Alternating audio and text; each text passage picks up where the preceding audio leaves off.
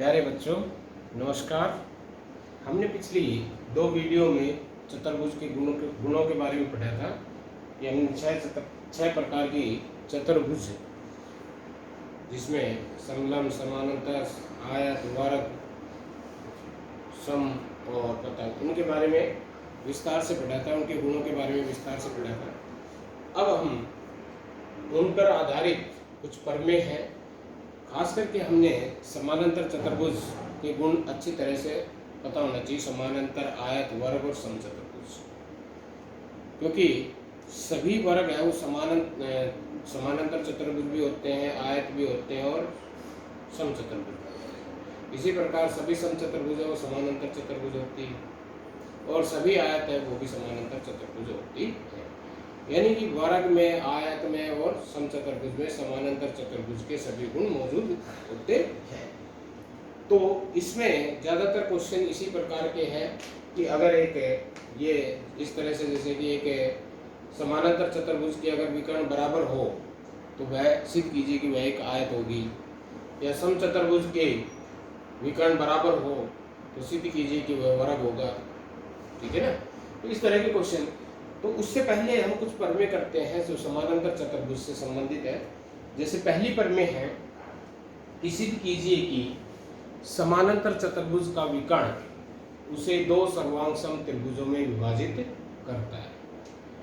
पहली जो प्रमेय हम क्या है कि सिद्ध कीजिए कि एक समानांतर चतुर्भुज का विकर्ण उसे दो सर्वांगसम त्रिभुजों में विभाजित करता है। ये हमने समचतुर्भुज, समानांतर चतुर्भुज, आयत, इनके वर्ग जो गुण पढ़े थे उसमें लिखवाया भी था, जो 5वें नंबर पे था। तो प्रमेय है, पहली प्रमेय जो है थ्योरम, वो क्या है कि सिद्ध कीजिए कि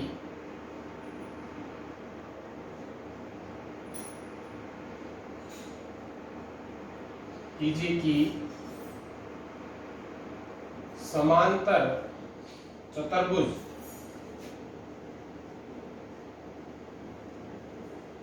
का विकर्ण, कोई सा भी विकर्ण हो, दोनों में से एक विकर्ण ले लेते हैं, कोई सा भी हो, चतुर्भुज का विकर्ण उसे दो सर्वांग सम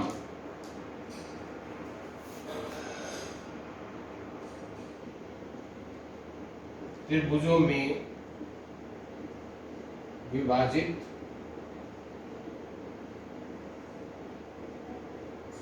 करता है। ये हमें सिद्ध करना है।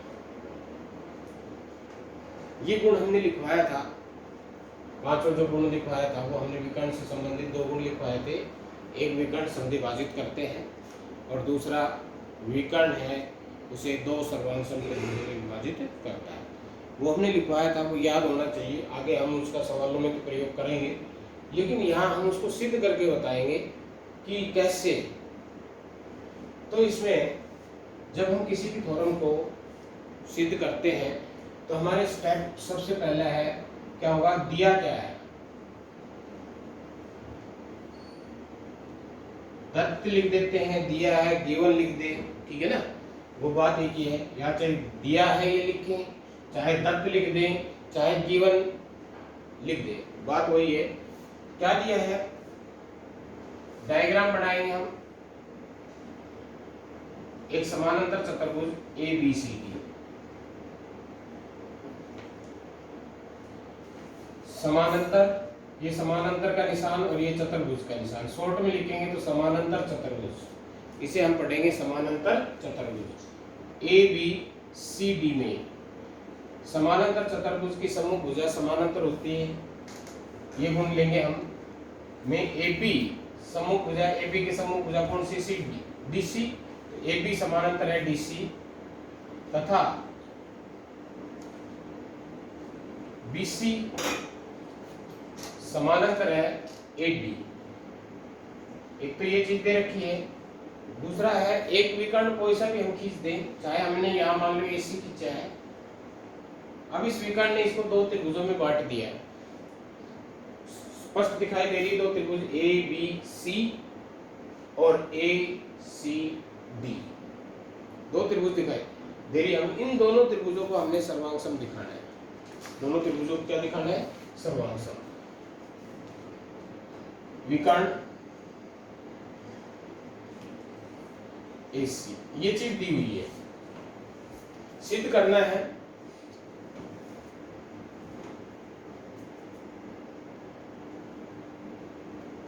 त्रिभुज ABC सर्वांग सम दिखानी हमने किस त्रिभुज की है? पहले त्रिभुज हमने आसानी से लिख दिया, त्रिभुज ABC का नाम लिख दिया। जब हमने सर्वांग सम त्रिभुजों वाला चैप्टर किया था तो हमने अच्छी तरह से हमने आपको बताया था कि किस तरह से लिखना। एक त्रिभुज का नाम हमने आसानी से लिख दिया ABC, लेकिन ABC किस त्रिभुज के सर्वांग सम होगी? किस त्रिभुज के सर्वांग सम होगी? तो AB पहला नाम है तो उसकी जगह आएगा CD, क्योंकि इसके बराबर हमने ये आमने सामने की भुजा ये बराबर दिखानी है, इधर ये बराबर दिखानी है आमने सामने की, क्योंकि ये तो इसके बराबर होने से नहीं, ये तो इसके बराबर होने से रही और ये इसके बराबर होने से रही, तो ये इसके बराबर होगी, ये इसके बराबर होगी। तो AP CD के बराबर है और BC DA के बराबर है या AD। तो इस तरह से हम लिखेंगे CDA। ABC हमने सर्वांग सम किसके दिखानी है? CDA। तीसरा जो स्टेप होगा, अगर हमने इसमें कोई रचना करनी है अपनी सुविधा के लिए ताकि हम उसको आसानी से सिद्ध कर सके, तो हम वो करेंगे आवश्यकता है तो, क्योंकि जबरदस्ती नहीं करेंगे भाई हमने करना है, रचना करनी है, नहीं। हमें आवश्यकता है तो हमने रचना करनी है, आवश्यकता नहीं है तो नहीं करनी। आवश्यकता अगर किसी सवाल में है तो हम अवश्य करें रचना, क्योंकि कई सवालों में ऐसा है कि बगैर रचना के हम उसको सिद्ध नहीं कर सकते। तो रचना जहाँ जरूरत हो तो ही करें, यहाँ इसमें जरूरत रचना की है नहीं, तो फिर हम प्रमाण में आ जाएंगे। ये स्टेप हमारे होने चाहिए। डायग्राम हमेशा जो है आकृति जो हमारी हमेशा दाएं तरफ राइट हैंड साइड में टॉप पे होनी चाहिए। जो परमे वगैरह ये इस तरह के सवाल जो हम सिद्ध करने वाले होते हैं, हल करने वाले होते हैं, डायग्राम के बगैर हम कर नहीं सकते। तो डायग्राम हमारा राइट हैंड साइड में टॉप पर होना चाहिए, ठीक है। अगर डायग्राम हमने नहीं बढ़ाया, हमने सिद्ध कर दिया, लिख दिया वैसे ही, तो इसका मतलब बच्चे के अंदर क्या नाम नॉलेज नहीं है, उसने रट रखा है, ज्ञान नहीं है, उसने रट रखा है। तो जो हम लिखें वो इस डायग्राम से मैच होना भी चाहिए, क्योंकि अगर हम यहाँ नाम ले रहे हैं ABCD और यहाँ हम लिख रहे हैं PQR, हम पे PQR है, तो इससे भी ये पता चले या तो उसने नकल से किया है या रट रखा है। तो ये दोनों चीजें बिल्कुल मैच होनी चाहिए। तो यहाँ प्रमाण लिखेंगे हम, इन दोनों त्रिभुजों को सर्वांग सम दिखाना है, तो ये ले लेंगे त्रिभुज ABC व त्रिभुज CDA। देखो बड़ा आसान है, में सर्वांग सम दिखाना है। तो हमने सर्वांग सम जो त्रिभुज वाला चैप्टर किया था तो उसमें हमने सर्वांग समता के नियम पढ़े थे, गुण पढ़े थे कि किसका आधार पर हम दो त्रिभुजों को सर्वांग सम दिखाते, किस सर्वांग समता नियम के अनुसार। तो हमने नियम पढ़े थे SSS, SAS, ASA, AAS और RH। ये दोनों मेन वैसे एक ही है, RHS। तो इनके आधार पर हम दो त्रिभुजों को सर्वांग सम दिखाते हैं। इसमें है पहले त्रिभुज की तीनों भुजा दूसरी त्रिभुज की तीनों संगत भुजाओं के बराबर है, तो हम कह सकते हैं कि दोनों त्रिभुज सर्वांग सम है। सर्वांग समता का मतलब होता है दो त्रिभुज सर्वांग सम। हमने बताया था उसमें कि सर्वांग समता का मतलब होता है दो आकृति, चाहे वो त्रिभुज हो, चतुर्भुज हो, कुछ भी हो, संगत अंग समान। दोनों के संगत अंग कैसे होने चाहिए? समान। संगत अंग, सर्वांग समता का मतलब होता है संगत अंग, यानी कि अगर त्रिभुज की बात करें तो पहली त्रिभुज के जो अंग है दूसरी त्रिभुज के संगत अंगों के बराबर होने चाहिए। जैसे कि हमने यहाँ लिखा है ABC सर्वांग सम CDA, तो संगत अंक का मतलब क्या है कि ए बी भुजा है सी डी भुजा के बराबर होनी चाहिए, बी सी भुजा है, लास्ट के दो नाम आ रहे हैं तो यहाँ लास्ट दो नाम क्या आ रहे हैं डी ए, तो बी सी डी ए भुजा के बराबर होनी चाहिए। ए सी भुजा है वो किसके बराबर होनी चाहिए, सी ए और ए सी, क्योंकि रेखाखंड को हम ए बी रेखाखंड है तो ए बी रेखाखंड भी लिख सकते हैं और बी ए रेखाखंड भी लिख सकते हैं। तो ए सी, ये भी ए सी बन रहा है, तो ए सी के बराबर होनी चाहिए। कोण की बात करें तो कोण ए पे जो कोण बन रहा है त्रिभुज में, इस पे जो सी पे बन रहा है वो बराबर होने चाहिए, यहाँ बी पे बन रहा है, यहाँ डी पे बन रहा है वो बराबर होना चाहिए, यहाँ सी पे बन रहा है, यहाँ ए पे बन रहा है वो बराबर होना चाहिए। तो ये है संगत अंग। तो एस एस एस का मतलब है पहले त्रिभुज की तीनों भुजा दूसरी त्रिभुज की तीनों संगत भुजाओं के समान होनी चाहिए। एस ए एस का मतलब है पहली त्रिभुज की भुजा, उसके दो भुजा और उसके बीच का एंगल होना चाहिए, उसके बीच का एंगल। एस का मतलब साइड होता है, तो दो भुजा और उसके बीच का कोण होना चाहिए। दूसरी त्रिभुज की संगत भुजा और उसके बीच का कोण होना चाहिए, उनके बीच का। जैसे कि ये दो भुजा ली हमने ए बी और बी सी, तो बी कोण ही होना चाहिए। अगर ए पे बन रहा कोण और सी पे बनने वाला कोण ले लिया तो हम नहीं कह सकते कि दोनों त्रिभुज सर्वांगसम है या नहीं। तो दो भुजा जो ले रहे हैं उनके बीच का ही कोण, और इसका बड़ा आसानी से हम पता लगा सकते हैं। जैसे इसमें ए बी भुजा है और बी सी भुजा है, तो इसमें जो दो कोण दोनों में कॉमन है पॉइंट, वो कोण होना चाहिए। जैसे इसमें दोनों में बी है तो बी कोण है वो होना चाहिए, ठीक है। तीसरा है ए एस ए, यानी कि एंगल साइड एंगल। तो इसमें दो साइड ली हमने, ए बी ली साइड ली है भुजा, तो इसके दोनों साइड दोनों सिरों पे कोण बनेगा वो कोण लेने हैं, क्योंकि यहाँ दो कोण है ए ए, दो कोण हो गए ना।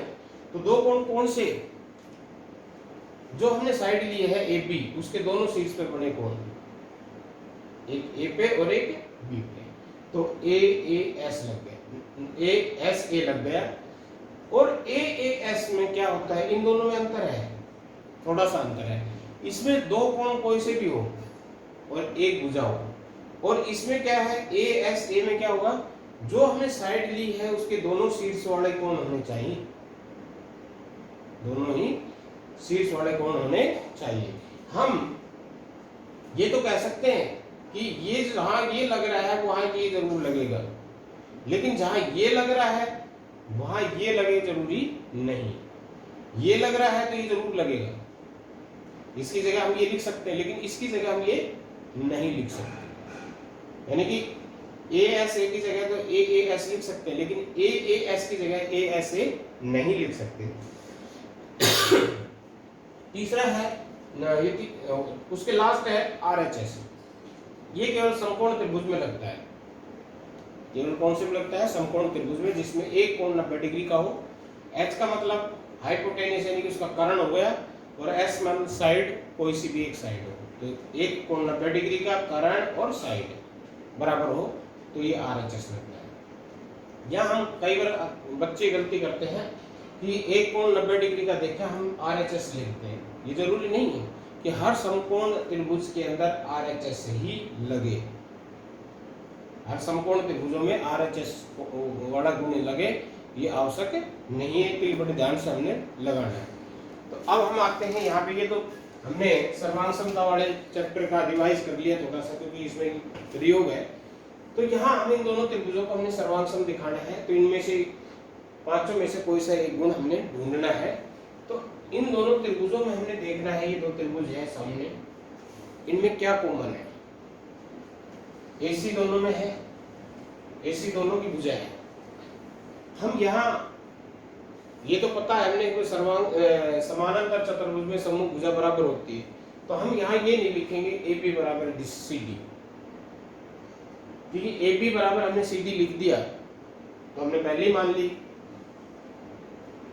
ये दोनों त्रिभुज सर्वांग सम। नहीं, हमने समानांतर का मतलब है भुजा समानांतर है, उस गुण का हमने प्रयोग करना है। तो यहाँ देखो ये भुजा इस भुजा के समानांतर है, तो ये कोण इस कोण के बराबर होगा। ये कोण एक, इसको हमने कोण दो नाम दे दिया, तो कोण एक दो के बराबर है, क्यों, एकांतर कोण हो गया। इसी प्रकार से ये भुजा इस भुजा के समानांतर है, तो ये तीन कोण है, ये 4 कोण के बराबर होगा, ये भी एकांतर होगा। तो यहाँ देखो ये भुजा है, इस भुजा के दोनों शीर्षों पे कोण हो गए, ऊपर वाले में ये भुजा है, इस दोनों शीर्षों पे कोण हो गए। तो कौन सा नियम लग गया? AS A। तो हम यहाँ लिखेंगे AC बराबर है AC, ये क्या है? उभयनिष्ठ। उभयनिष्ठ का मतलब होता है साझा। कोण A बराबर है कोण 2, एकांतर कोण।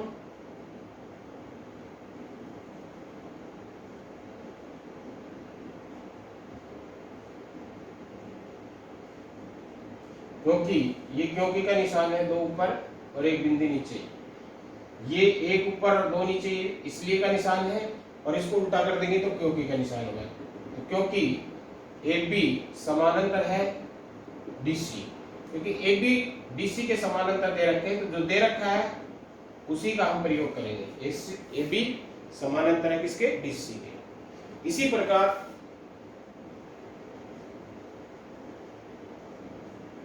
कोण 2 बराबर है ना, कोण 3 बराबर है कोण 4, ये भी एकांतर कोण होगा। यहाँ क्योंकि ये लिखेंगे BC समानांतर है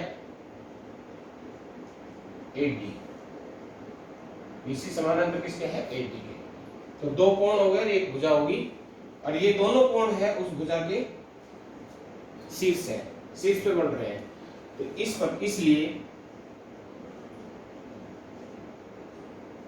त्रिभुज ABC सर्वांगसम है त्रिभुज CDA, और यही हमने दिखाना था कि विकर्ण है उसे 2 सर्वांगसम त्रिभुजों में विभाजित करता है। आशा है समझ में आ गया होगा अच्छी तरह। अब इसी के अंदर इससे थोड़ा सा आगे बढ़ना है हमने कि ये और सिद्ध कीजिए कि समानांतर चतुर्भुज समानांतर चतुर्भुज यहाँ इसके बाद की सम्मुख भुजा बराबर होती है, कि सम्मुख भुजा समान होती है। हमने ये सिद्ध करना हो कि समानांतर चतुर्भुज की सम्मुख भुजा कैसी होती है? समान होती है। तो दिया क्या है? दिया तो वही होगा त्रिभुज ABC ना, समानांतर चतुर्भुज ABCD में AB समानांतर है DC, BC समानांतर है AD, और विकर्ण नहीं दे रखा। क्या सिद्ध करना है? सिद्ध कीजिए कि समानांतर चतुर्भुज की सम्मुख भुजा समान होती है। तो क्या सिद्ध करना है हमने? अब हमने ये दोनों सर्वांगसम त्रिभुज नहीं दिखानी, हमने सिद्ध करना है ना, ये सिद्ध नहीं करना, हमने सिद्ध करना है कि AB बराबर है DC तथा BC बराबर है AD। देखो एक सवाल से दूसरा सवाल निकल रहा है, एक पद में से दूसरी पद में निकल रही है। पहली पद में हमने सिद्ध किया था कि समानांतर चतुर्भुज का विकर्ण उसे 2 समान सर्वांगसम त्रिभुजों में विभाजित करता है। दूसरे में ये सिद्ध करना है समानांतर चतुर्भुज की सम्मुख भुजा कैसी होती है? समान होती है। तो दिया वो वही है, सिद्ध करना बदल गया। उसमें ये सिद्ध करना था कि ABC त्रिभुज CDA के सर्वांगसम है। इसमें ये सिद्ध करना है कि AB बराबर है DC और BC बराबर है AD। तो इसमें हमने थोड़ी सी रचना करनी पड़ी, क्योंकि इसमें विकर्ण नहीं दे रखा कि AC विकर्ण है, तो हमने क्या खींचेंगे? इसमें रचना करनी पड़ी हमने अपनी सुविधा के अनुसार कि AC विकर्ण खींचा। उसके बाद जहां तक फिर उसी तरह से सेम क्वेश्चन है, प्रमाण में इतना सेम है। जब हम इन दोनों त्रिभुजों को सर्वांगसम दिखा देंगे तो हम कह सकते हैं सर्वांगसम है। तो यहां से देखें, इसलिए सर्वांगसम है तो AB भुजा है बराबर होगी किसके? संगत भुजा CD, या DC कर दे या CD लिख दे, CD या DC लिख दे। यहाँ DC ले रखा तो DC ले दे, कोई बात नहीं, क्योंकि अभी बताया था कि जो हम रेखाखंड को AB रेखाखंड भी लिख सकते हैं, BA रेखाखंड भी लिख सकते हैं। दूसरा हमने क्या सिद्ध करना है? BC, तो BC लास्ट के 2 नाम है, और इसमें लास्ट के दो नाम क्या है, 80। BC बराबर है किसके, 80 के। और इसको हम लिख देंगे बाय CPCT। ये पढ़ा था कि भाई CPCT क्या होता है। CPCT का अर्थ होता है corresponding parts of congruent triangle, यानी कि सर्वांगसम त्रिभुजों के संगत भाग, सर्वांगसम त्रिभुजों के संगत भाग। तो इसी क्वेश्चन का ये इतना सेम है यहाँ तक, इसलिए सर्वांगसम हमने दिखा दिया। उसके बाद हम ये कह सकते हैं कि बाय CPCT कि इन दोनों के संगत अंग है वो, बाकी तीन तो हमने दिखाई दी थे। एक त्रिभुज में 6 अंग होते हैं, 3 भुजा 3 कोण, तो तीन के आधार पर तो हमने इनको सर्वांगसम ठहराया था। बाकी के जो 3 बच गए वो भी बराबर होंगे। तो बाकी के 3 कौन से बच गए, एक भुजा वाली थी, 2 भुजा बच गई थी, तो ये दोनों भुजा आ गई। इसकी भी एक भुजा वाली थी, 2 भुजा कौन सी बच गई, ये बच गई। तो ये 2 भुजा संगत इन 2 भुजाओं के बराबर है। एक कोण बच गया, एक कोण बच गया। अब देखो उस कोण का भी इसमें प्रयोग करेंगे। अगर ये होता कि सिद्ध कीजिए कि समानांतर चतुर्भुज के सम्मुख कोण बराबर होते हैं या समान होते हैं, बराबर होते हैं या समान होते हैं या बराबर होते हैं, तो ये वही चीज दे रखी है। अब सिद्ध करना बदल जाता। सिद्ध करना हमने क्या दिखाते कि B कोण D के बराबर है, A कोण C के बराबर है। तो अब हमने अगर AC विकर्ण खींचा है, AC विकर्ण खींचा है, तो फिर हमने ये यहाँ तक वही सर्वांगसम दिखानी है। उसके बाद फिर हम कह देंगे कि संगत भुजा बाय CPCT B कोण, यहाँ B बीच में आ रहा है, तो यहाँ बीच में कौन सा आ रहा है, D, तो B है वो D के बराबर होगा। B है वो किसके बराबर होगा, D के। लेकिन अगर हम यहाँ विकर्ण ये खींचे, BD खींच दे, तो त्रिभुज ABD सर्वांगसम होती CDB। और जब ये सर्वांगसम होती तो कोण A के सम्मुख कोण कौन सा होगा, इसमें भुजा में, इस भुजा के सामने ये कोण है और ये बराबर इसके है, तो इसके सामने C है, तो A C के बराबर आ जाता है। तो एक ही क्वेश्चन में दिया वही है, लेकिन सिद्ध करना बदल गया। और सिद्ध करने में ये भी कॉमन है, इतना हमने ये त्रिभुजों को सर्वांगसम दिखाया है, इस त्रिभुज को सर्वांगसम दिखाया है। और बाकी जो सिद्ध करना है, एक में हमने दोनों त्रिभुजों को सर्वांगसम दिखाया, दूसरे में सम्मुख भुजा समान दिखाई, तीसरे में हमने सम्मुख कोण समान दिखाए। तो एक ही पर में अगर हमने अच्छी तरह से समझ ली तो 3 पर में हमारी आसानी से हो सकती है। तो आज के लिए इतना ही, आगे कल करवाएंगे। धन्यवाद।